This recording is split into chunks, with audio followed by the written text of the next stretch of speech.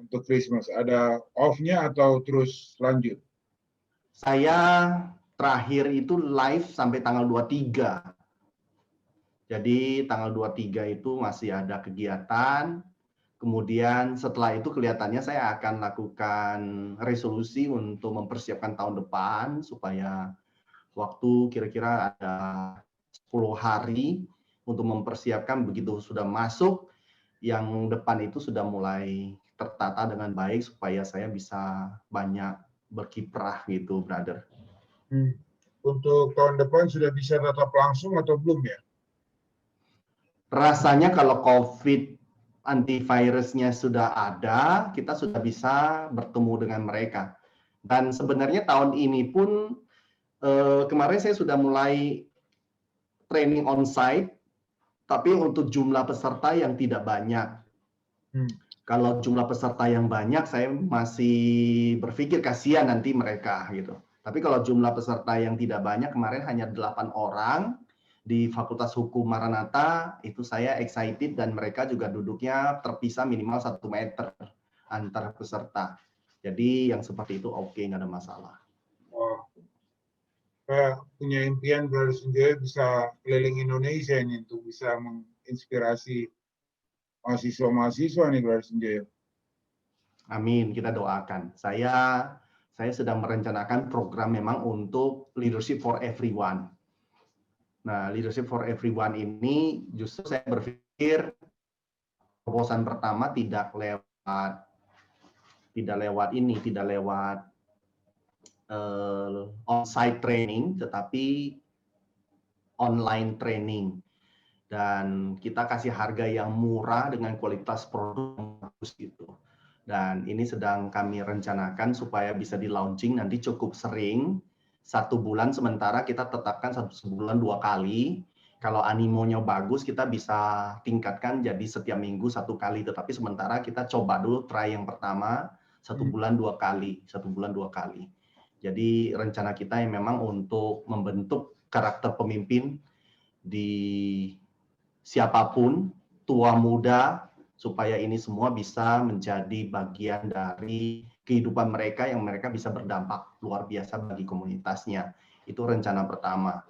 Terus setelah itu, ketika mereka menjadi orang-orang yang sudah mulai masuk ke dunia profesionalisme, maka dunia profesionalisme ini mereka butuh keterampilan khusus tentang manajerial, yang lebih terprogram. Nah, nanti kita akan bangun khusus untuk kelompok-kelompok yang membutuhkan sesuai dengan konteks kebutuhan mereka.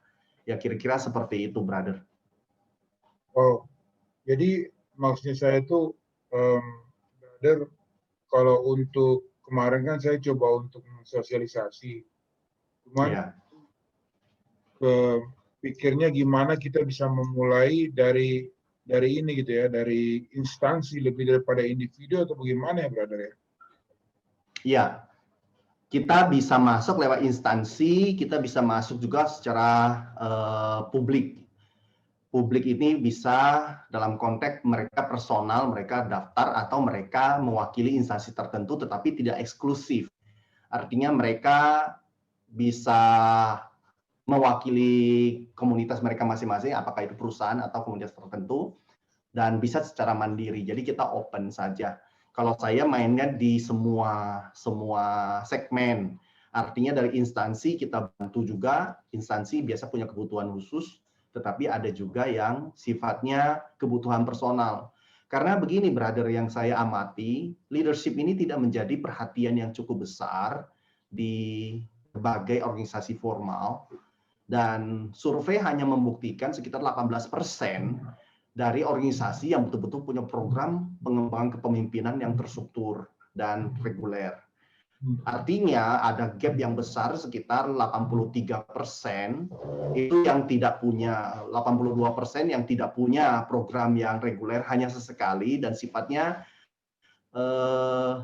ya kadang-kadang hanya karena ada budget atau menghabiskan budget atau memang mereka merasakan ada kebutuhan tapi bingung juga mereka mau membangun kepemimpinan itu diserahkan kepada siapa karena mereka juga tidak punya kapasitas. Kemudian yang kedua, mereka juga enggan untuk berinvestasi di dalam hal materi, karena begitu mereka mau serahkan ke pihak luar seperti saya, itu artinya kan mereka harus ada pengorbanan, ada fee yang harus mereka bayar. Sementara apa yang mereka keluarkan hari ini, dampaknya tidak langsung besok langsung kelihatan.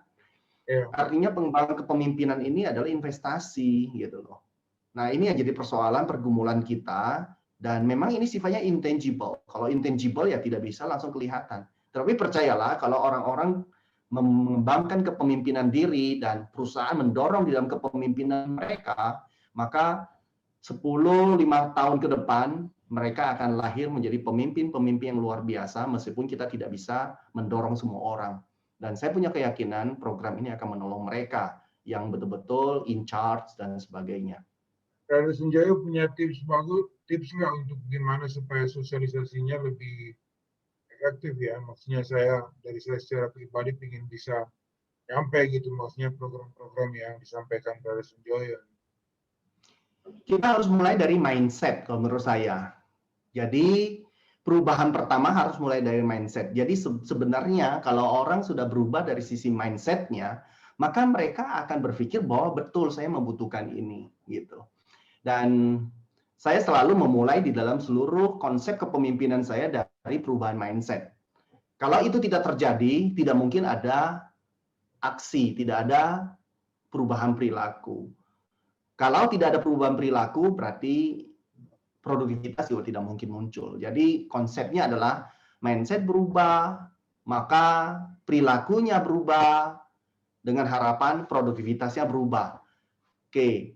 Nah, sebelum masuk ke produktivitas, biasanya produktivitas itu akan menolong mereka untuk melihat, oh ternyata hasilnya bagus.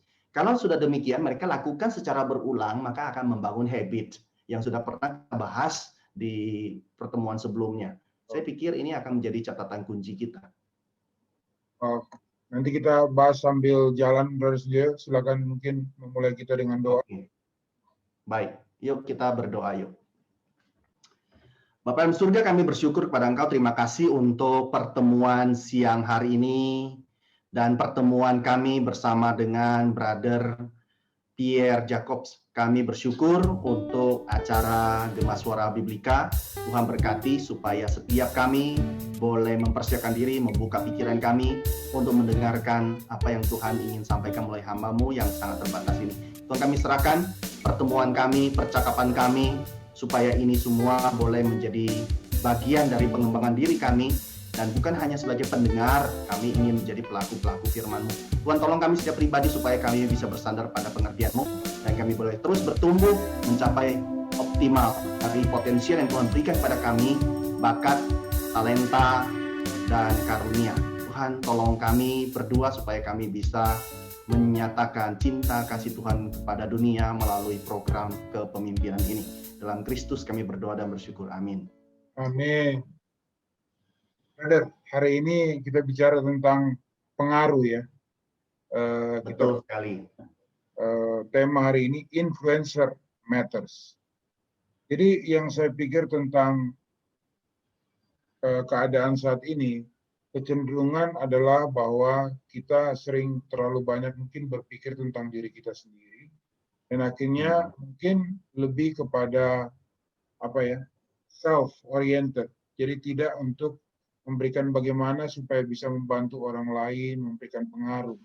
Jadi seberapa sebenarnya pentingnya, brother, menjadi influencer ini di dalam kehidupan kita? Ya, pertama saya ingin state dulu apa yang kita bicarakan hari ini kita ambil dari bukunya John C. Maxwell yang sangat baik. Saya bawa buku beliau, ini adalah buku beliau. John C. Maxwell menulis buku, judulnya adalah Becoming a Person of Influence. Oke, beliau menulis bersama dengan Jim Dornan. Nah, dalam konteks buku yang kita akan kupas, kita hanya akan kupas hanya bagian depannya saja hari ini. Mudah-mudahan untuk episode berikutnya kita akan kupas satu persatu supaya kita betul-betul bisa menjadi influencer. Sesuai dengan pertanyaan dari brother, mengapa influencer itu menjadi penting? Mengapa kita harus menjadi seorang yang punya pengaruh, dan pengaruh yang seperti apa? Nah, kita coba lihat sedikit tentang konteks dari influence ini. John keluarkan satu statement yang sangat-sangat bagus. Beliau katakan, the true mission of leadership is influence. Jadi ukuran sejati, takaran sejati, karena cara mengukur apakah dia punya leadership atau tidak, itu diukur dari influence. The true measure of leadership is influence. Nothing more, nothing less. Itu pernyataan beliau. Tidak lebih, tidak kurang.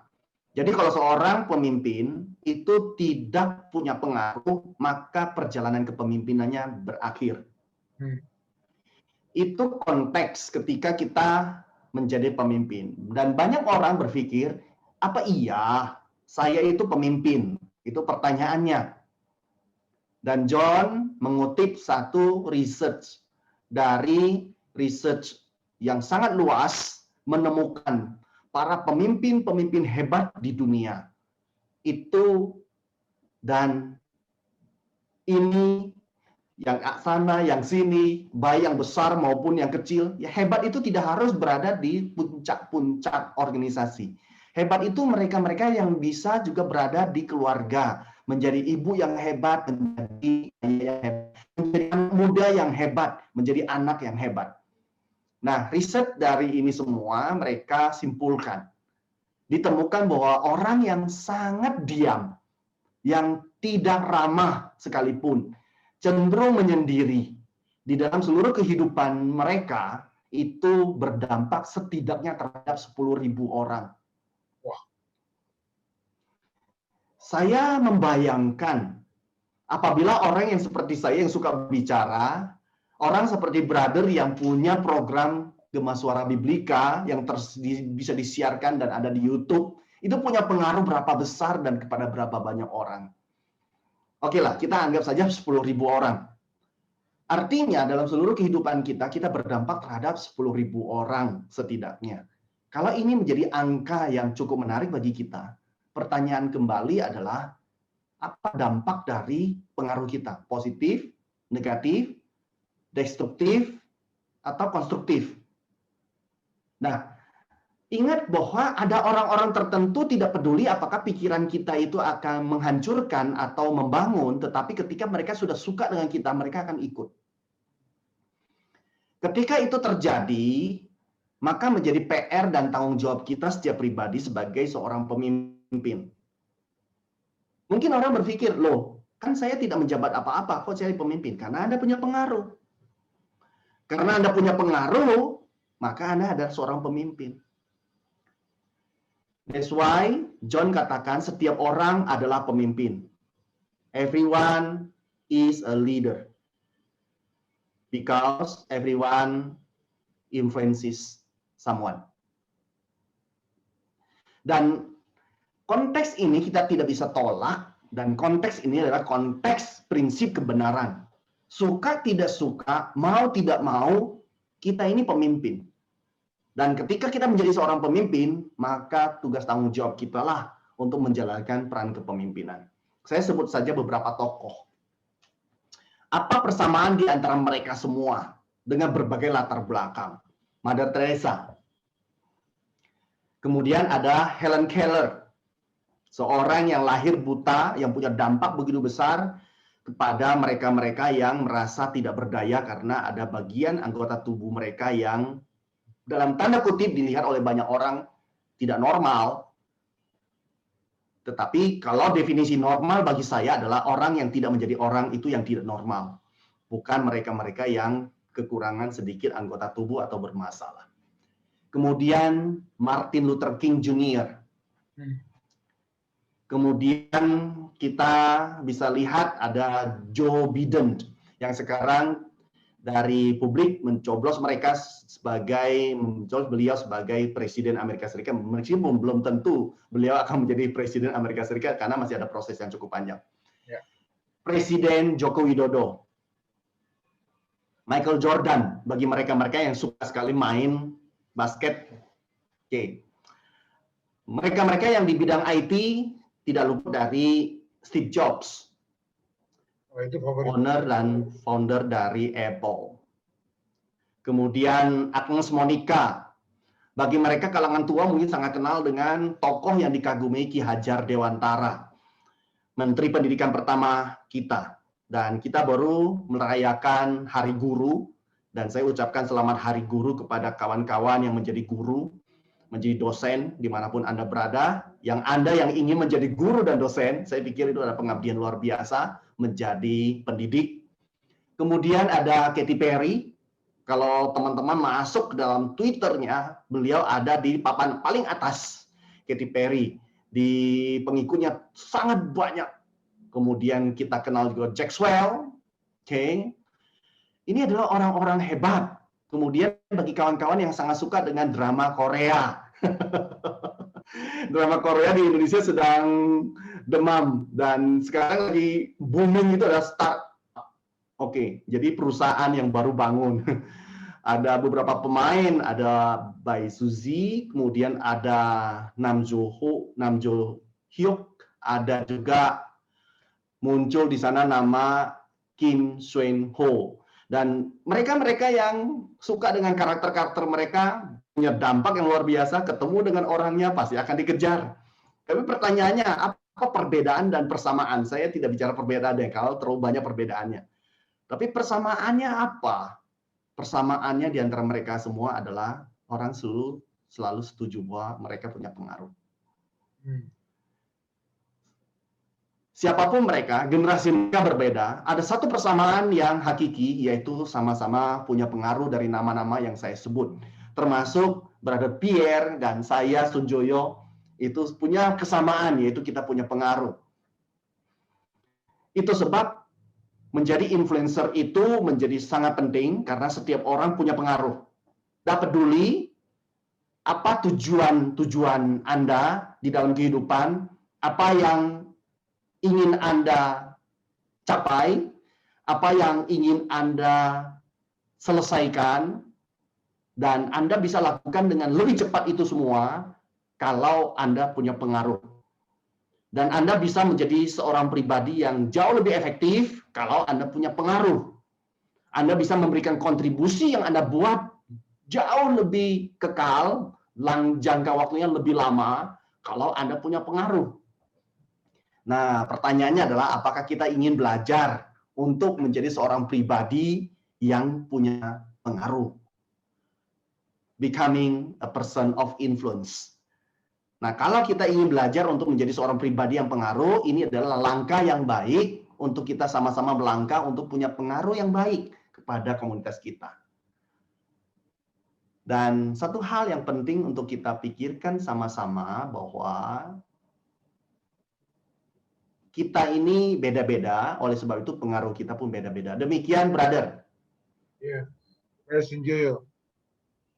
Tadi Brother Sunjoyo mengungkapkan sedikit tentang pengaruh kita itu, apakah pengaruh yang baik atau yang tidak baik. Dan tadi sungguh mengagetkan juga bahwa ternyata walaupun kita diam, bisa berpengaruh kepada puluhan ribu orang yang di luar sana gitu.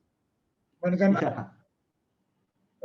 mungkin orang berpikir saya ini biasa-biasa saja, saya ini bukan orang yang penting gitu kan, maksudnya posisi saya biasa.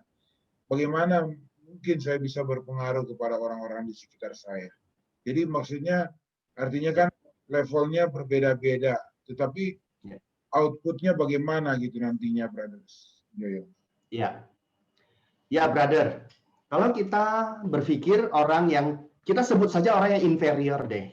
Mereka yang merasa dirinya tidak bermakna, mereka yang merasa dirinya kecil. Loh, hasil survei ini menyentuh mereka atau tidak? Hasil survei ini menyentuh mereka. Karena kita harus sadari bahwa manusia itu belajar dari apa yang mereka lihat. 89% manusia itu belajar dari apa yang mereka lihat. Kemudian 10% mereka belajar dari apa yang mereka dengar. Kemudian hanya 1% dari indera yang lain. Jadi dua indera kita mendominasi. Indera pertama indera mata kita. Indera kedua adalah indera telinga. Dua indera ini sangat mendominasi, membuat orang belajar. Dan menarik bagi saya adalah siapapun Anda, ketika Anda melakukan sesuatu yang positif, selalu ada yang mengamati. Selalu ada yang lihat. Tentu di dalam komunitas, baik sengaja maupun tidak sengaja, di dalam lingkungan, para sahabat, Gema Suara Biblika, itu mereka orang-orang mengamati Anda. Itu sebab kita bisa belajar dari siapa saja. Itu sebab kita bisa memengaruhi orang lain. Dan seringkali apa yang kita lakukan, baik sengaja maupun tidak sengaja, itu sedang diamati oleh orang. Atau postingan kita di dalam media sosial, sengaja atau tidak sengaja, orang membacanya, orang menyimaknya. Itu sebab di dalam perekrutan hari-hari ini, ketika ada seseorang melamar pekerjaan, sebelum Anda diwawancara, pasti media sosial Anda sudah diintip oleh para headhunter. Apa yang Anda posting di sana, apa yang Anda bicarakan di sana, itu akan juga menjadi kisah sukses Anda selanjutnya. Oleh sebab itu, kita jangan sembarangan ketika kita menyatakan satu ide dan pendapat. Karena itu akan menjadi pengaruh kita, apakah positif atau negatif bagi orang lain. Dan itu juga akan menjadi bumerang bagi kita di satu hari. Dan sekaligus juga itu akan menjadi kredit kita, kontribusi kita kepada masyarakat, dan akan menolong kita memudah kehidupan kita di kemudian hari. Dan ini menjadi catatan penting untuk kita semua. Demikian, brother. Ya, jadi kan artinya tadi brother bilang oke, maksudnya kita tuh walaupun kecil, walaupun kita mungkin di Facebook saja, itu pasti bisa memberikan pengaruh. Tapi yang tadi saya katakan bahwa seberapa besar pengaruh itu, dan bagaimana misalnya supaya seseorang itu bisa meningkatkan pengaruhnya lebih lagi. Tentu saja pengaruh yang baik, bukan pengaruh negatif. Ya. Nah, kita harus sadari bahwa ketika kita berada di dalam kehidupan ini, itu ada beberapa label yang dilekatkan pada kita, itu sifatnya given, pemberian. Maksudnya apa? Given pemberian, artinya kita dilahirkan, katakanlah dilahirkan sebagai anak sulung, itu given. Kita tidak bisa menolak itu. Kita bilang saya tidak mau jadi sulung, nggak bisa. Kita dilahirkan menjadi anak tengah, tidak bisa kita tolak juga. Ya sudah, kita dilahirkan di anak tengah. Atau anak bungsu, itu semua given. Posisi itu given. Kemudian kita dilahirkan juga di keluarga yang mana, di dalam status keluarga besar, itu juga semua given. Termasuk suku, bangsa, itu given semua. Nah, setelah kita mulai meranjak dewasa atau remaja, maka pilihan mulai terbuka lebar dan ada banyak hal yang harus kita lakukan dengan bijak untuk kita lakukan satu persatu. Oleh sebab itu, untuk meningkatkan level kepemimpinan kita, itu kita tidak bisa hanya terima dari yang given tadi. Ketika seorang karyawan masuk di sebuah perusahaan kecil atau besar, ketika mereka sudah diterima, ada tanda tangan kontrak, maka itu adalah pemberian dari sebuah organisasi kepada seseorang. Ketika seorang anak muda masuk ke sekolah, ketika diterima, dinyatakan bahwa Anda lulus, itu Anda dinyatakan lulus dan mereka bersedia terima kita menjadi warga dari sebuah komunitas, sekolah, atau universitas. Itu adalah given. Meskipun semua itu kita harus mempersiapkan diri, yaitu dengan nilai yang baik baru bisa masuk di sana. Ketika kita dinyatakan legal, kita masuk dalam satu komunitas, apakah itu formal atau informal, maka itu semua bicara masalah awal yang baik bagi perjalanan kepemimpinan kita. Sehingga di dalam konteks ini, bagi kawan-kawan yang sudah ada di posisi ini, maka kita punya hak.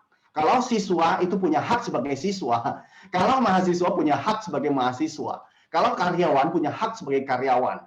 Kalau Anda punya komunitas, Anda punya hak di sana sebagai bagian dari komunitas itu dengan keterbatasan hak Anda sesuai dengan posisi yang Anda miliki.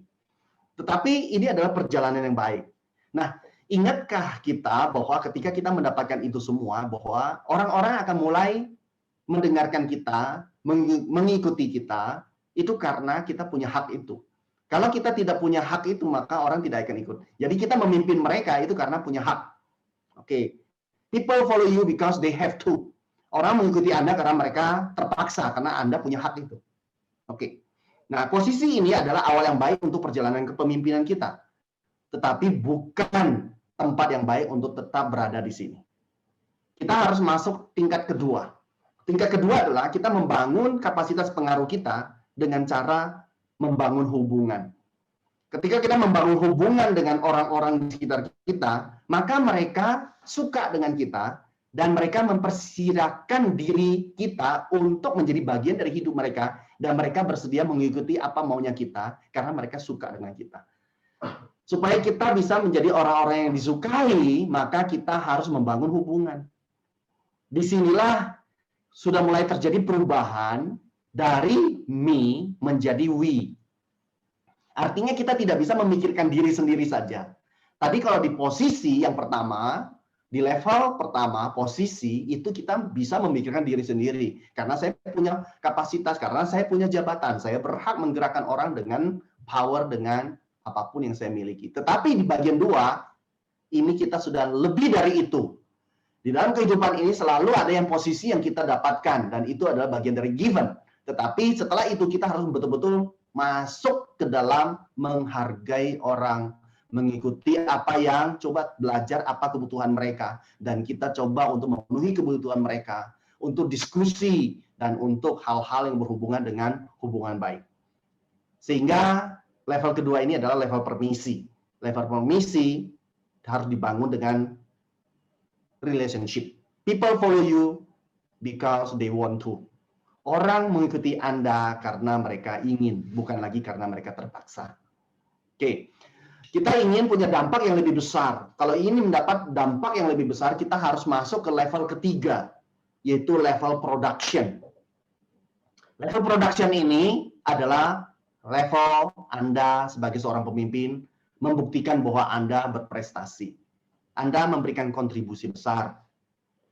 Sehingga orang-orang mengikuti Anda karena apa yang telah Anda lakukan bagi komunitas. Kehadiran Anda berdampak kepada komunitas, baik komunitas dalam tim kecil, formal maupun informal maupun organisasi. Sehingga orang melihat Anda, ini mereka mulai mengagumi Anda karena Anda berprestasi. Jika di level 2, membangun hubungan baik itu tidak berarti satu tim hubungan baik ini akan berprestasi. Bisa saja mereka hanya hangout. Sepanjang hari hangout, sepanjang tahun hangout dan tidak ada hasil apa-apa. Tapi level ketiga ini adalah level menghasilkan sesuatu, berkontribusi pada komunitas. People follow you because of what you have done for the organization atau of the community. Oke. Kemudian ini dampaknya luar biasa dan Anda sudah mulai sangat ketat terhadap standar. Orang-orang yang di sekitar Anda itu biasanya harus punya standar yang juga memberikan kontribusi. Yang tidak memberikan kontribusi Anda tidak perlu begitu senang. Karena fokus Anda bukan hanya sekedar membangun relasi, tetapi juga sudah plus membangun yang disebut dengan hasil dan prestasi. Nah, mau dampak yang lebih besar lagi, yaitu kita harus masuk ke level berikutnya, yaitu level 4. Level 4 adalah bicara level people development. Pengembangan orang. Jadi level ini adalah level regeneration, reproduction. Artinya kita menghasilkan pemimpin baru. Kita mulai melatih orang-orang kita untuk bukan hanya sekedar mampu dan mau mengerjakan apa yang menjadi job desk mereka, tapi mereka sudah mulai naik tingkat, yaitu bisa melakukan sesuatu yang lebih strategis. Bahkan ketika Anda tidak berada di dalam organisasi itu atau sedang absen, maka ada orang-orang yang sudah punya kapasitas menggantikan Anda karena Anda sudah mempersiapkan mereka untuk pekerjaan-pekerjaan yang rumit, yang lebih kompleks, dan mereka merasakan pertumbuhan yang luar biasa ketika bersama-sama dengan Anda. Dan itu sebab people follow you because of what you have done for them. Jadi tadi yang for the organization, sekarang for them, yaitu kepada orang-orang yang mengikuti Anda. Tentu yang bagian ini Anda sudah mulai harus fokus kepada orang-orang kunci. Anda tidak mungkin juga melatih semua orang karena waktu Anda sangat terbatas.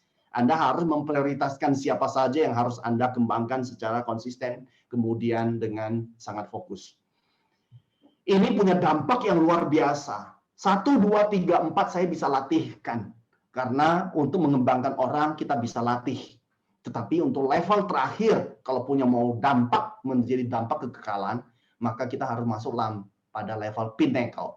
Pinnacle ini adalah puncak kalau diterjemahkan. Level puncak. Pinnacle ini bukan karena pemberian dari organisasi. Bukan karena usaha Anda. Bukan. Level ini adalah hadiah dari orang-orang yang sudah Anda kembangkan luar biasa dan mengikuti Anda. Hadiah. Jadi kalau yang level pertama tadi, ini adalah hadiah dari komunitas kepada Anda, hadiah dari organisasi kepada Anda. Kalau di level 5 adalah hadiah dari orang-orang yang sudah Anda kembangkan kepada Anda. Maka di level 5 ini lahirlah loyalty. Lahirlah kesetiaan. Dalam tanda kutip, mereka bersedia membela Anda, berkorban demi untuk Anda. Maka di level 5 ini muncul respect. Respect orang-orang terhadap Anda. Baik Anda yang masih berada di organisasi maupun Anda yang sudah tidak di organisasi, mereka-mereka yang pernah dikembangkan oleh Anda, mereka tetap respect dengan Anda. Dan setiap level ini tidak bisa dilompati. Anda mau ke level 2, Anda harus membangun basis di level 1 dengan baik. Yaitu kerjakan bagian Anda dengan baik, kerjakan tugas tanggung jawab Anda dengan baik, sehingga Anda punya kapasitas yang cukup bagus untuk menggerakkan orang lain, meskipun ini sangat lekat kepada posisi dan title. Di level 2, Anda harus berjuang, keluar dari ruang nyaman Anda mulai membangun hubungan dengan orang lain. Kalau ini yang terjadi, maka Anda sudah mulai punya relasi dengan orang lain. Dan relasi ini akan membangun engagement. Dan ini sangat indah. Tetapi ini tidak pernah cukup. Naik lagi level production, produksi dan hasil yang dipersembahkan bagi organisasi. Setelah itu Anda harus kembangkan orang-orang Anda. Kalau tidak, Anda tidak boleh cuti, Anda tidak boleh liburan, dan Anda tidak boleh pensiun. Bahkan kalau bahasa saya, Anda tidak boleh meninggal. Karena apa? Karena tidak ada orang yang bisa menggantikan Anda. Anda punya tanggung jawab besar sebagai seorang pemimpin, harus ada orang yang menggantikan Anda ketika Anda tinggalkan organisasi. Kalau tidak, kita picik.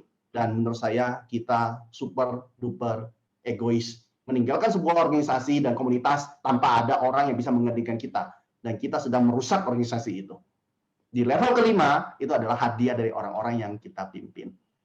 Dan menurut saya, semakin tinggi level kepemimpinan kita, maka semakin gampang kita mempengaruhi orang lain.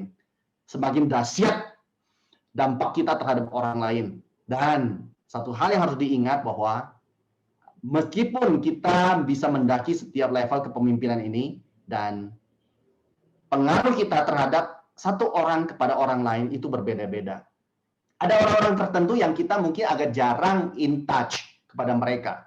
Jarang ngobrol dengan mereka. Mungkin mereka akan selamanya memandang kita di level 1. Meskipun hanya di satu tim kecil. Tetapi untuk orang yang lain, si B, yang kita banyak in touch, mungkin mereka-mereka ini akan memandang kita di level 2. Sebut saja kalau kita di dalam satu tim itu ada 10 orang. Let's say yang memandang kita di level 1 itu mungkin ada 2 orang. Sisanya mulai memandang kita di level 2. Ada 8 orang. Di antara 8 orang yang memandang kita di level 2, mungkin ada di antara mereka yang memandang kita di level 3, yaitu memberikan hasil. Karena mereka juga ketika Anda memberikan kontribusi besar, mereka diajak bersama-sama dengan kemenangan Anda. Sebut saja kita dari 8 orang, 4 orang mereka yang berada di level 3 memandang Anda di level 3. Kemudian dari 4 orang, itu betul-betul ada 2 orang yang dibina dengan baik oleh Anda. Sehingga mereka merasa kehadiran Anda betul-betul berdampak besar dalam kehidupan mereka. Sehingga ada 2 orang yang memandang Anda di level 4. Di antara 2 orang yang Anda bangun dan didik luar biasa, akhirnya mungkin ada 1 orang yang memandang Anda sebagai level 5. Respect. Karena betul-betul Anda memberikan contoh puluhan tahun. Integritas Anda teruji. Autentisitas Anda teruji. Dan Anda menjadi seorang pemimpin yang betul-betul berdampak besar. Meskipun manusia tidak ada yang sempurna, tapi kita bisa belajar dari kegagalan dan kesalahan. Demikian, brother. Ada 5 tingkat kepemimpinan yang bisa mengeluarkan dampak kita semakin besar. Dan ini adalah perjalanan panjang seumur hidup kita. Ya, mungkin pertanyaan selanjutnya yang mungkin kita bisa tanyakan adalah untuk si orang itu apa gitu. Maksudnya kan kadang-kadang kan oke kita lakukan untuk orang yang orang yang kita pimpin ataupun yang kita pengaruhi ada faedahnya. Tapi dampak sendiri untuk si pemimpin itu atau orang yang memberikan influence itu apa ya? Ya. Sekarang begini, apabila dampak kita besar, oke, kita sibuk menolong orang lain, sibuk membesarkan organisasi kita, oke, dan sibuk membuat orang-orang yang tidak hebat menjadi hebat, yang inferior menjadi percaya diri. Kemudian apa untungnya bagi kita? Sebagai makhluk sosial, manusia itu punya tanggung jawab sosial. Karena kita tidak pernah hidup sendiri. Justru menurut saya, panggilan utama kepada kita sebagai manusia adalah menambah nilai bagi orang lain. Bukan menambah nilai bagi diri sendiri. Saya analogikanlah satu analogi yang mungkin kita kenal semua, yaitu ketika kita belajar di SD, guru minta kita memberikan perhatian kepada banyak binatang, dan salah satu binatang yang sangat menarik itu adalah kupu-kupu. Nah, ketika seekor kupu-kupu itu terbang cantik, kita begitu mengagumi kupu-kupu itu terbang cantik dengan warna-warni mereka yang luar biasa. Dan ini adalah salah satu ciptaan Tuhan yang menurut saya sangat mengagumkan. Dan sebelum kupu-kupu itu terjadi, awal mulanya dari mana? Itu pertanyaannya. Dan kalau kita amati lebih dalam, maka kupu-kupu itu pertama kali bertelur. Dia akan bertelur di daun-daun muda-muda, yang dimana nanti kalau begitu telurnya netas, anak-anaknya itu bisa mulai menikmati daun-daun muda. Dan mulai dari telur menjadi ulat. Saya pikir ulat tidak ada lucunya sama sekali. Banyak cenderung orang merasa jijik dengan ulat. Oke, tapi ulat itu harus berjuang untuk membesarkan diri, makan pucuk-pucuk muda, dan setelah itu dia sampai satu tahapan. Dia perlu melakukan yang disebut hibernate. Oke. Dia masuk di dalam kepompong untuk mempersiapkan dirinya untuk terjadi transformasi yang luar biasa. Dari ulat masuk ke kepompong, kemudian dia harus berjuang sangat keras memecah kepompong itu untuk keluar dengan segala daya upayanya, dan akhirnya baru bisa menjadi kupu-kupu. Kita lihat satu proses yang panjang. Apakah tidak bermakna bagi kupu-kupu itu? Pertanyaannya begitu. Dengan proses panjang begitu. Iya, kupu-kupu kelihatan indah, dikagumi, dan dia sangat sombong. Terbang sana, terbang sini. Dan dia sedang mendeklar, hai, semua orang yang memandang saya. Tumbuh-tumbuhan, binatang, dan orang yang memandang saya. Saya terbang begitu cantik. Cantik kan saya? Betapa hebatnya saya. Oke, dia sedang mengatakan bahwa dia begitu hebat. Tapi kupu-kupu itu tidak berdampak, hanya untuk memuji-muji dirinya saja, meskipun dia sudah melalui suatu perjuangan yang begitu panjang. Tetapi ingat, ketika kupu-kupu itu mulai melihat kuntum bunga, baik untuk pohon-pohonan, buah-buahan maupun bunga-bunga, kemudian dia mulai terpikat untuk berkontribusi di sana. Sebenarnya niat pertamanya adalah mengambil nektar dari sana atau madu dari sana. Tetapi ketika dia masuk di satu kuntum demi satu kuntum, ternyata ada satu magically hal yang terjadi. Apa magicnya? Yaitu dia mulai berkontribusi kepada tanaman-tanaman itu untuk lakukan pembuahan yang dalam tanda kutip alami, tetapi bukan oleh diri sendiri. Seringkali bunga-bunga tidak sanggup untuk membuahi antara benang sarinya dengan putiknya dengan baik, tetapi dengan kehadiran kupu-kupu bisa menggoncang benang sarinya sehingga ada banyak sekali benang sarinya yang turun ke dalam putik dan menjadi buah. Dan ketika itu terjadi, dia tetap bisa menikmati apa keuntungannya ketika berada di kuntum bunga itu. Dia bisa mengambil manfaat dari kuntum bunga itu. Jadi tidak mungkin dia tidak punya manfaat karena memang kehadirannya untuk itu. Tetapi kehadirannya juga bisa dirasakan oleh kuntum bunga itu. Sehingga mulai tersebarlah benih-benih yang tersebar di mana-mana, sehingga tumbuh-tumbuhan bisa tumbuh di mana-mana, sehingga kita lihat ada hamparan bunga-bunga itu begitu banyak bunga liar. Kok bisa ya?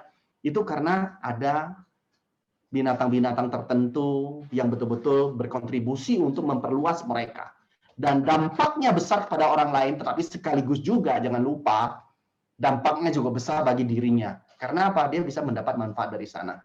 Sehingga kalau kita asumsikan itu adalah manusia, saya tidak yakin manusia-manusia yang mendapatkan banyak manfaat itu tidak ingin memberikan manfaat lebih kembali kepada orang yang bersangkutan. Ada satu rules disebut dengan golden rule. Golden rule katakan, perlakukanlah orang lain seperti Anda ingin diperlakukan. Karena kita ingin diperlakukan seperti itu, kita perlakukan orang lain seperti itu. Sehingga mereka memperlakukan kita seperti itu. Tapi tidak selalu. Oke, tidak selalu. Tapi setidaknya ini menjadi hukum yang secara simple, kita bisa katakan bahwa orang yang kita baiki, maka mereka akan berbaik dengan kita juga. Biasa itu biasa. Tapi ini tidak berlebih. Tapi ada satu rule yang lebih tinggi yang disebut dengan platinum rule. Perlakukanlah orang lain seperti mereka ingin diperlakukan. Jadi tadi yang pertama, perlakukan orang lain seperti apa yang ingin kita diperlakukan. Fokusnya masih saya, yang golden rule. Tetapi yang kedua, perlakukanlah mereka seperti mereka ingin diperlakukan. Ini disebut dengan platinum rule. Nah, ini perlu upaya yang besar untuk mengetahui kebutuhan orang. Menurut saya, dengan peningkatan pengaruh kita, maka kapasitas kepemimpinan kita semakin tinggi. Seringkali kita menghadapi beberapa orang karena kemampuan kepemimpinan mereka sangat tinggi, maka mereka sangat gampang menggerakkan orang. Itu sebab orang-orang tertentu kalau mengumpulkan donasi, itu sangat cepat mengumpulkan berapa miliar dalam waktu singkat. Tetapi orang-orang tertentu hanya 1 juta saja setengah mati. Nah, pertanyaannya mengapa kok bisa terjadi perbedaan yang besar? Karena mereka sudah membangun pengaruh mereka bertahun-tahun. Itu sebab ketika mereka ngomong, maka tidak semua yang lain itu pada umumnya, baik yang kena maupun diceritakan tentang siapa orang itu, maka mereka otomatis langsung percaya. Dan ini yang membuat kita memimpin orang lain semakin gampang. Saya analogikan secara sederhana, Brother Pierre. Ya. Jika tangan saya ini adalah kapasitas kepemimpinan saya. Oke. Kemudian tangan kanan saya ini adalah sukses saya. Kapasitas kepemimpinan saya jika angkanya 1, maka sukses saya itu akan dibatasi oleh 1. Nggak bisa naik. Sedih sekali kalau kita punya kapasitas kepemimpinan kita dan berdampak besar pada sukses kita. Apapun makna sukses, silakan. Oke. Tetapi kalau kita naikkan level kepemimpinan kita menjadi 6, maka sukses kita itu bisa sampai angka 6. Oleh sebab itu, ketika kita bicara influence, itu bicara tentang leadership. Ketika kita bicara leadership, kita bicara influence. Karena makna dari leadership is influence. Nothing more, nothing less. Itu sebab kita perlu membangun kapasitas kepemimpinan kita dan otomatis influence kita bertambah. Demikian juga meningkatkan influence kita, maka kapasitas kepemimpinan kita bertambah dengan pesat. Dan akan membuat hidup kita itu lebih gampang, lebih mudah. Dan dampak kita bukan hanya di dalam organisasi atau komunitas saja, dampak kita juga bisa sampai kepada di luar komunitas dan organisasi. Demikian yang saya pikir akan menolong kita untuk memahami tentang bagaimana dampak kita itu menolong pribadi kita dan menolong orang lain. Dan orang pertama yang paling menikmati tentang dampak influence kita dan kepemimpinan kita adalah diri kita sendiri sebelum menyentuh orang lain sebenarnya. Demikian, Brother. Saya jadi teringat kemarin yang Brother Senjoyo bilang bahwa semua itu mulai juga dari diri kita ya, maksudnya waktu kita mau mencoba bagaimana kita bisa mau orang lain mengikuti kita, tapi kita sendiri tidak melakukan apa yang kita percaya gitu, maksudnya yang kita bilang kepada mereka gitu. Jadi akhirnya influence itu nggak ada. Gimana Brother Senjoyo untuk menghubungkan lagi dengan apa yang kita sudah bicarakan kemarin? Ya.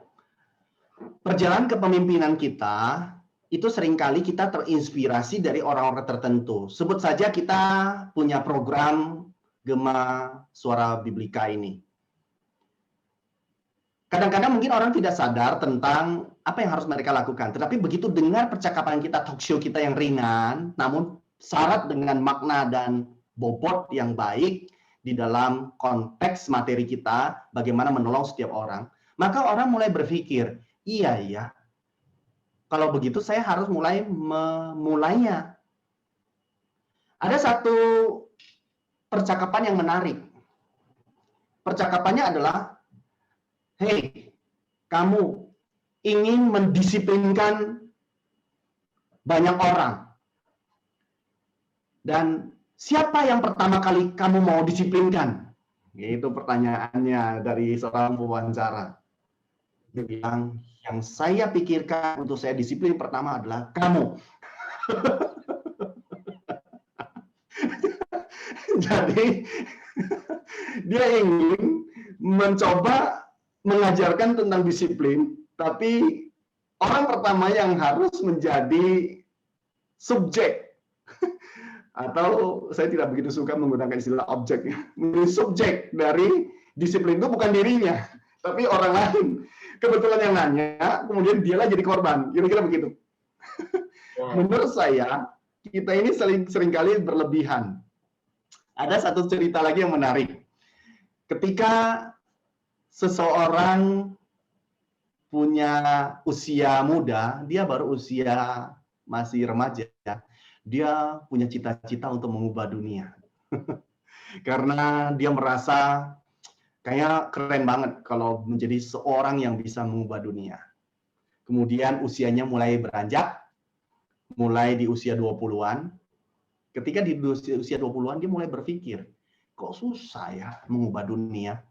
Kalau gitu saya turunkan sedikit standar saya. Saya ingin mengubah bangsa saya, mengubah negara saya. Kemudian ketika dia berusaha berjuang sangat keras untuk mengubah bangsa dan negaranya, kemudian di usia 30-an dia mulai sadar. Karena ternyata mengubah bangsa dan negaranya sulit. Kemudian dia mulai berpikir di usia 40-annya. Kalau gitu saya ingin mengubah kota saya. Mengubah provinsi saya sendiri.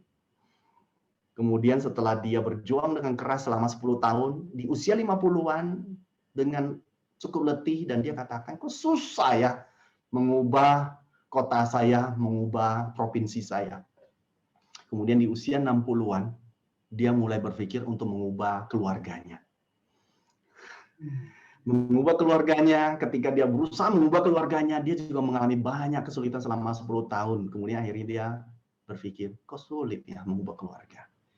Di usia senja, sudah rentan, usia 70-an, dia mulai berpikir, kayaknya saya harus mengubah diri saya sendiri. Bukan mengubah keluarga saya. Tetapi terlambat. Itu dia sudah terlalu tua untuk bisa mengubah dirinya. Tapi tidak ada kata terlambat. Saya pikir perubahan itu selalu terbuka lebar untuk siapa saja. Namun kalau kita balik, sejak kita remaja, kita mulai memikirkan bagaimana mengubah diri. Menurut saya itu akan lebih indah. Dan cita-cita itu untuk mengubah dunia akan terbuka lebar. Demikian, brother. Dan harus mulai dari diri sendiri. Ya, jangan dari orang lain. Jadi artinya itu satu kesalahan yang kita lakukan ya. Jadi gimana sebaiknya yang tadi Brother Sunjoy bilang mulai dari remaja, bagaimana kita mengubah ini supaya yang kita nggak terlambat gitu. Jadi untuk anak-anak muda ini, bagaimana menjadi people of influencer atau orang yang memberikan pengaruh kepada orang-orang di sekitarnya. Betul. Saya baru baca satu pernyataan dari seorang yang buta. Dia asal Jambi, sekarang tinggal di Semarang. Nanti saya bisa share videonya, brother bisa lihat. Sangat menarik dari orang ini, namanya Speed Julie. Dan apa yang menarik dari orang ini, dia lahir sebagai anak yang buta, namun dia punya cita-cita besar, yaitu membangun sebuah sekolah kehidupan. Dan ketika dia punya cita-cita itu, sekarang dia mulai dari diri sendiri, kemudian dia mulai lakukan sesuatu di tempat kontrakannya, di kosnya, mulai dari 1 orang dia bina, dan sekarang dia punya anak asuh 50 orang. Anak ini anak buta yang sangat sedih di dalam kehidupannya, banyak orang memandang rendah Bahkan kehadiran di dalam keluarganya tidak diinginkan. Dan dia bisa melakukan sesuatu, tetapi dimulai dari siapa? Dia mulai dari diri sendiri. Yang menarik bagi saya adalah anak-anak muda ini kan punya energi yang tidak habis-habis. Coba kita lihat anak-anak kecil di usia mereka yang sekitar 4-5 tahun, lari sana, lari sini, itu nggak ada capek-capeknya. Kalau kita orang dewasa lari seperti itu, sebentar kemudian kolaps. Energi mereka luar biasa. Otak mereka itu cerdas. Keingintahuan mereka begitu banyak. Tapi hati-hati, kalau keingintahuan mereka itu kepada hal-hal yang tidak konstruktif, itu akan jadi persoalan. Artinya mereka punya peluang yang sangat besar. Para sahabat muda, justru di masa-masa muda inilah menurut saya, kita betul-betul harus kendalikan diri dengan baik. Beberapa orang berpikir, ini masalah mindset. Mindsetnya begini, kalau masa muda kita tidak bersenang-senang kapan lagi gitu. Kalau di masa muda kita tidak menikmati segala hal yang kita inginkan kapan lagi. Sekarang ada dua hukum. Hukum pertama adalah main sekarang, bayar nanti, atau bayar sekarang, main nanti. Oke. Banyak orang terjebak di persepsi dan filosofi tentang main sekarang, bayarnya nanti. Dan ini bahaya. Karena Anda mau menikmati, tidak mungkin Anda bisa menikmati kalau Anda tidak pernah menabur. Ini masalah tabur panen. Ini masalah kalau dalam hukum alam, orang hanya bisa panen kalau dia sudah pernah nabur dan kita rawat dengan baik selama kita menabur sampai dia berbuah, berbunga, berbuah, kemudian kita bisa panen. Tidak ada orang yang panen tiba-tiba tanpa menabur. Ada sih, tapi ambil punya barang tetangga, bukan barang sendiri, gitu. Dan itu kan tidak baik. Nah, banyak sekali orang ingin fast track, ingin jalur yang cepat, ingin quick fix, menyelesaikan segala sesuatu dengan cepat. Alam ini tidak mengajarkan itu. Alam ini mengajarkan proses.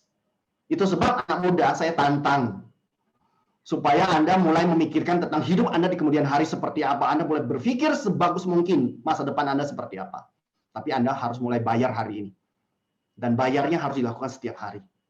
Kalau Anda ingin usia Anda di kemudian hari sehat, maka Anda harus bayar hari ini.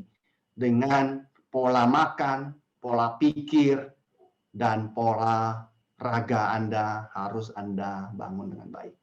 Kalau tidak dilakukan, itu hanya akan menjadi mimpi yang tidak pernah menjadi kenyataan. Jadi kita ingin semua anak muda melakukan sesuatu yang bermakna. Dan teman-teman bisa lihat ada banyak tokoh dunia yang luar biasa, mereka punya dampak.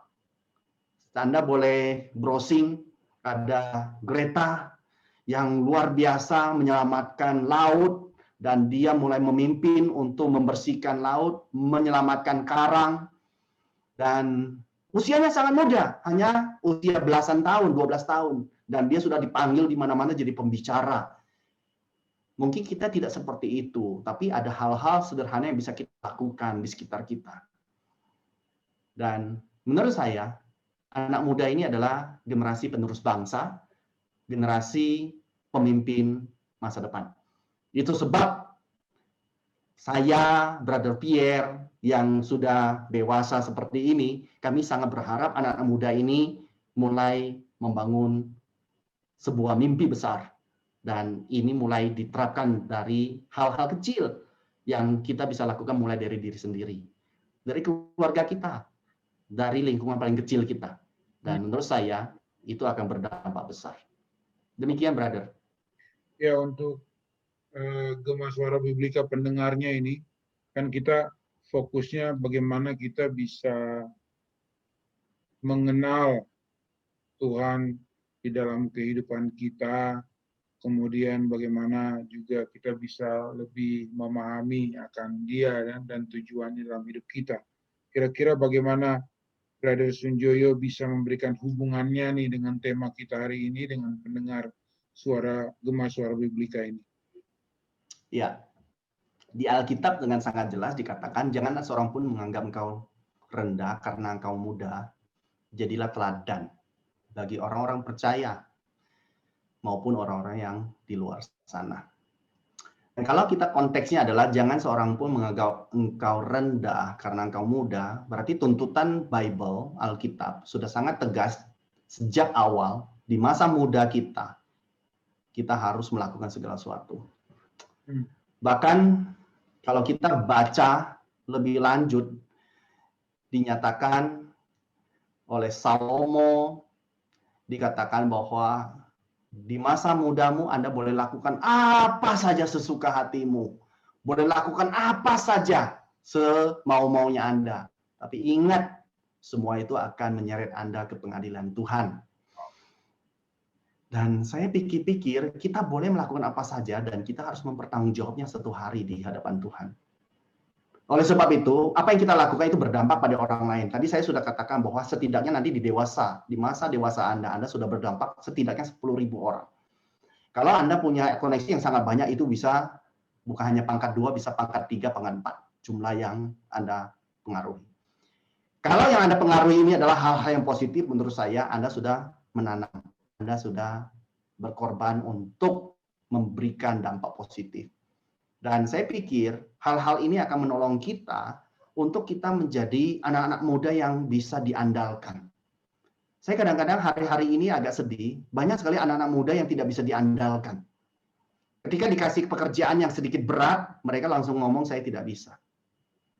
Mentalitas seperti ini adalah mentalitas rapuh. Tidak bisa kita andalkan. Setidaknya sebelum Anda menolaknya, Anda terima dulu apa yang diminta dari orang. Saya punya keyakinan, orang-orang meminta Anda melakukan sesuatu, orang-orang melihat ada potensial Anda di dalam diri yang Anda bisa lakukan. Dan mereka percaya kepada Anda. Ketika sudah percaya kepada Anda, menurut saya, itu saatnya kita mulai coba memandang diri kita bahwa kita akan mencobanya lebih keras untuk membuktikan kepada orang-orang yang percaya kepada kita bahwa kita bisa dipercaya. Langkah ini adalah langkah yang baik, sehingga ketika kita lakukan, maka orang-orang yang bisa dipercaya inilah yang akan diberikan tanggung jawab lebih. Teringat saya dengan perumpamaan tentang talenta. Orang yang dikasih 1 talenta, 2 talenta, dan 5 talenta. Yang dikasih 1 talenta, dia menyimpan talentanya di dalam tanah. Yang diberikan 2 talenta, dia usahakan menjadi 2 talenta. Akhirnya menghasilkan total menjadi 4 talenta. Yang 5 talenta juga sama, dia menghasilkan 5 talenta. Dan dia usahakan dengan sangat baik. Tuannya ketika kembali, hai hambaku, apa yang telah Anda lakukan? Yang 5 talenta bilang, Tuhan, saya sudah mengembangkan talenta yang Tuhan berikan kepada saya, dan saya kembalikan kepada talenta ini 5 plus 5. Tuannya katakan, sungguh setia. Sangat baik apa yang Anda lakukan. Wah, bagus sekali. Kemudian yang 2 talenta juga ditanya, apa yang telah Anda lakukan ketika saya meninggalkan Anda? Dan saya sudah berikan 2 talenta kepada Anda. Tuan, saya sudah kembangkan 2 talenta itu menjadi 2 talenta tambahan, menjadi 4. Kemudian yang 1 talenta dipanggil. Itu pernyataannya sama, sungguh setia hambaku. Ya, sungguh baik dan setia hambaku. Jadi pernyataan untuk yang 5 talenta juga sama, yang 2 talenta juga sama. Tuhan tidak membedakan, meskipun talenta yang dikembalikan kepada tuannya itu jauh lebih besar yang 5 talenta. Tetapi kan tuannya memberikan 5 talenta. Jadi kalau mengembalikan 5 talenta itu wajar. Kemudian untuk yang 2 talenta, itu diberikan 2 talenta dan menghasilkan 2 talenta, itu juga wajar. Kepada yang 1 talenta, Tuhan menanyakan apa yang telah Anda lakukan. Saya tahu Tuhan jahat. Oleh sebab itu saya takut talenta yang Tuhan berikan kepada saya hilang dan sebagainya, dicuri orang. Oleh sebab itu saya tanam talenta itu dan tidak pernah saya kembangkan. Maka Tuhannya marah luar biasa. Saya pikir setiap diri kita itu diberikan talenta oleh Sang Khalik, apakah 1 talenta, 2 talenta, atau 5 talenta. Tanggung jawab kita adalah memuliakan Tuhan dengan mengembangkan potensial kita, talenta kita. Kalau saya lihat di dalam ini literatur Alkitab, 1 talenta itu sama dengan 34 kilo. Dan 1 talenta itu disamakan dengan 34 kilo emas murni. Beberapa waktu yang lalu, emas murni menyentuh angka 1 gramnya 1 juta. Nanti teman-teman silahkan hitung sendiri. Ya, 34 kilo itu berapa gram? Kemudian nilainya 1 gramnya 1 juta. Meskipun sekarang tinggal 800.000 lebih, ya kita bersyukur. Ternyata itu perekonomian mulai stabil dan sebagainya, sehingga harga emas mulai merosot. 800.000 lebih. Silakan mau dikalikan dengan 800.000 lebih atau 1 juta. Orang-orang yang diberikan 1 talenta dengan 34 kilo emas murni, itu nilainya sangat tinggi kalau diuangkan. Artinya yang 1 talenta juga tidak jelek, itu artinya potensial yang Tuhan berikan itu sangat besar. Jadi Tuhan tidak pernah meninggalkan kita. Dia begitu baik dengan kita. Maka kita harus kembangkan talenta kita yang terbaik ini, yang telah Tuhan berikan, untuk kita persembahkan kembali sebagai ucapan syukur kita pada Sang Khalik. Dan menurut saya, ini adalah bagian dari tanggung jawab kehadiran kita sebagai seorang Kristen dan sebagai umat manusia untuk bisa menyatakan cinta kasih Tuhan kepada dunia, bahwa kita bisa berdampak luas. Demikian, brother. Wow. Sunjoyo, mungkin mau menutup kita dengan quote untuk memotivasi kita sebagai orang-orang yang hidup dalam kehidupan ini, bisa memberikan konsisten ya, memberikan pengaruh kepada orang-orang sekitar kita. Ya. Kalau kita bicara tentang leadership, konteksnya adalah kita bicara tentang apa yang kita lakukan dalam kehidupan. Oleh sebab itu, satu hal yang menarik bagi saya adalah kalau kita bicara tentang pengaruh kita bisa pengaruh besar atau bisa pengaruh kecil, tidak masalah. Oke, tetapi yang jadi persoalan adalah pengaruh kita positif atau negatif. Sehingga quote-nya demikian. People of positive influence add value to others. People of positive influence add value to others. Bukankah hidup kita ingin menambah nilai bagi orang lain, bukan menjadi beban bagi orang lain? Kalau kita ingin menjadi orang-orang yang punya pengaruh bagi orang lain dan pengaruhnya positif, dan kita berharap nanti mereka punya kehidupan lebih baik. Percaya dengan saya, jika sekitar kita kehidupan mereka lebih baik, mereka tidak akan membebani kita. Tapi kalau kita menebar berbagai pengaruh negatif, kehidupan mereka akan semakin hancur. Ketika kehidupan semakin hancur, lingkungan pasti akan berantakan. Maka kriminalitas sangat tinggi dan sebagainya. Kalau kita menambah nilai bagi orang-orang di sekitar kita, maka lingkungan kita akan semakin baik. Itu terbukti. Dimanapun ada komunitas yang baik, di situ dampaknya besar dan masyarakat akan bertumbuh. Di mana lingkungannya tidak baik, maka masyarakat di sekitar itu pasti akan runtuh. Demikian, brother. Mudah-mudahan kita bisa belajar tentang hal-hal seperti ini.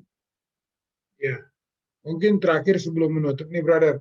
Mungkin ada pendengar juga ingin bisa mungkin bertanya, bagaimana kira-kira saya akan dilatih atau kita akan dilatih oleh Ganesha Kalpataru Satya ini untuk bisa memberikan pengaruh yang lebih lagi. Jadi kira-kira program apa yang mereka harus lewati di dalam konsep yang akan ditawarkan oleh Ganesha ini. Saya mewakili Ganesha Kalpataru Satya karena Ganesha Kalpataru Satya ini saya yang bangun bersama tim kecil saya. Kemudian panggilan utama Ganesha Kalpataru Satya ini adalah enabling leaders. Enabling itu adalah kata yang sarkastik, yaitu Anda tidak harus punya jabatan, Anda tidak harus punya posisi untuk bisa pengaruhi orang lain. Enabling leader itu bermakna tentang Anda memberdayakan orang lain, membesarkan orang lain tanpa Anda harus punya jabatan dan posisi. Jadi boleh siapa saja, dari mana saja. Jadi ini sangat inklusif, bukan eksklusif. Kemudian program-program yang kami coba pikirkan untuk kami tawarkan, yaitu mulai dari kepemimpinan diri, self-leadership. Self-leadership, kita punya banyak program, developing the leader within you. Within you itu artinya apa? Kita ingin menginstall mindset, kemudian attitude, kemudian keterampilan, experience kepemimpinan di dalam diri kita. Supaya sebelum kita meminta orang lain menjadi pemimpin, kita menjadi pemimpin untuk diri kita sendiri. Dan kita pastikan bahwa kita menjadi seorang figur pemimpin sejati. Itu yang pertama. Kemudian setelah yang pertama ini, kita ingin lengkapi mereka-mereka ini dengan berbagai values. Values Saya punya banyak program tentang nilai-nilai yang harus dimiliki oleh seorang pemimpin yang harus dipegang dengan erat. Contohnya adalah the 15 invaluable law of growth. Kemudian ada juga yang berhubungan dengan nilai-nilai yang kita bangun dengan sangat teratur untuk mengembangkan orang, nilai tentang integritas, nilai tentang disiplin, nilai tentang komitmen, dan nilai bagaimana kelola keuangan, nilai untuk ketika memandang sukses, sebagainya. Kita punya program-program itu. Supaya para pemimpin itu mampu berpikir dengan baik. Karena saya punya keyakinan bahwa ketika orang berpikir dengan baik, maka dia bisa merasa dengan baik. Ketika orang bisa merasa dengan baik, maka orang bisa bertindak dengan baik. Ketika orang melakukan tindakan-tindakan yang baik, lama-lama itu akan menjadi kebiasaan yang dia tidak perlu lagi berjuang keras untuk melakukan itu karena secara otomatis mereka itu kecenderungan akan melakukan hal-hal yang positif. Nah, setelah kita install mereka, membangun mereka menjadi seorang pribadi, sebagai seorang pemimpin, kita install dengan berbagai value yang melengkapi mereka, untuk mereka pegang sebagai panduan, maka kita akan bangun mereka juga untuk bisa memengaruhi orang lain. Developing the leaders around you. Nah, ketika itu terjadi, kita ingin orang-orang yang sudah membangun diri mereka, meskipun tidak sempurna, mulai membagikan apa yang mereka lakukan. Karena leadership itu bicara masalah integritas, bicara masalah kredibilitas. Anda memberikan apa yang Anda punya. Anda mengajarkan apa yang Anda telah lakukan. Sangat picik bagi seorang pemimpin kalau melakukan sesuatu, tapi dia tidak melakukannya. Itu sebab kita ingin mulai dari diri sendiri. Setelah itu, karena ini konteksnya umum, membangun siapa saja sekitar kita, kita mulai kerucutkan, yaitu membangun para pemimpin di dalam tim. Kita ingin tim yang kita miliki isinya adalah pemimpin semua. Bukan pecundang dan bukan pengikut. Kalau di antara anggota tim kita adalah pengikut, dia selalu harus diperintah. Capek kita sebagai pemimpin. Kalau tidak diperintah, dia tidak kerja. Kalau diperintah, dia baru kerja. Saya mau di dalam tim kita semua, itu masing-masing tugas tanggung jawab, mereka tidak perlu diperintah, cukup dikasih tahu saja apa yang harus dilakukan sejak awal, dan diberikan beberapa panduan sederhana. Setelah itu, mereka akan melakukannya tanpa disuruh.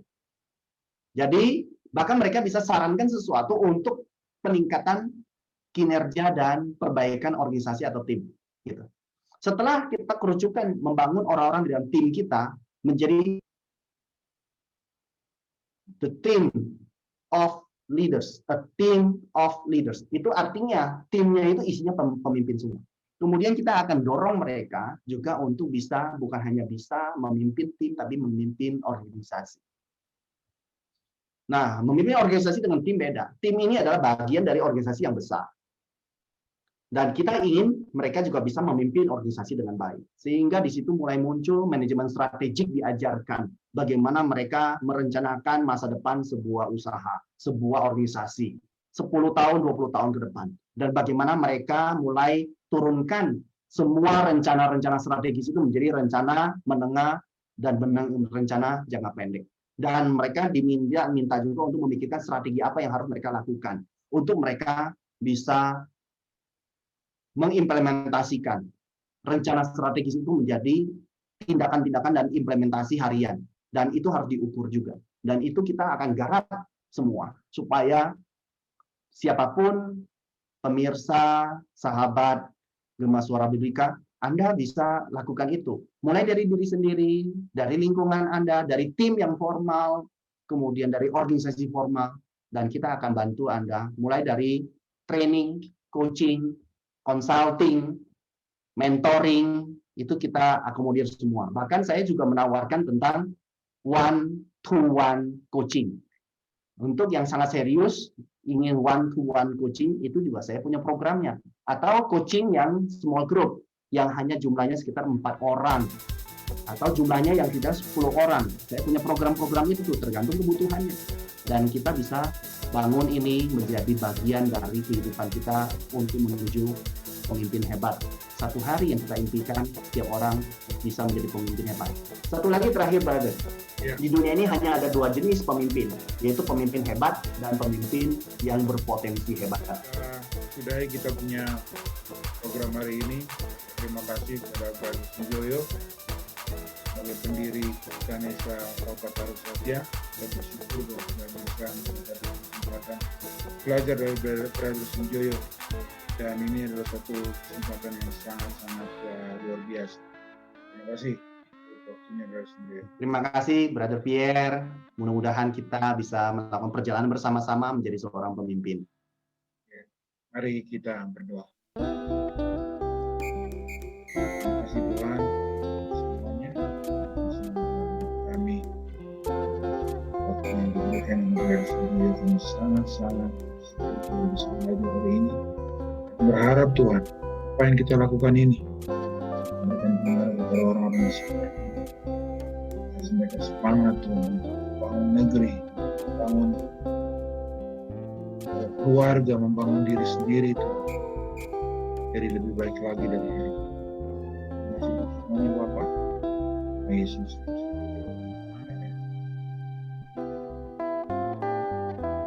Terima kasih Brother. Senang sekali bisa terlibat dalam program Brother.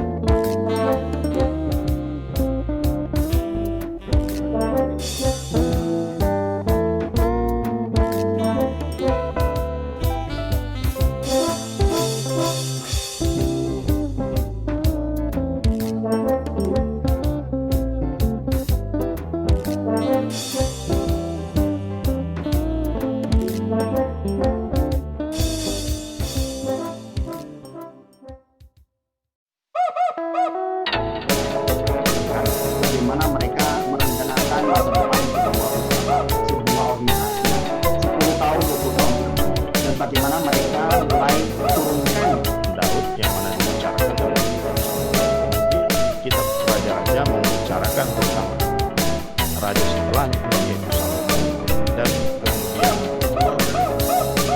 Israel.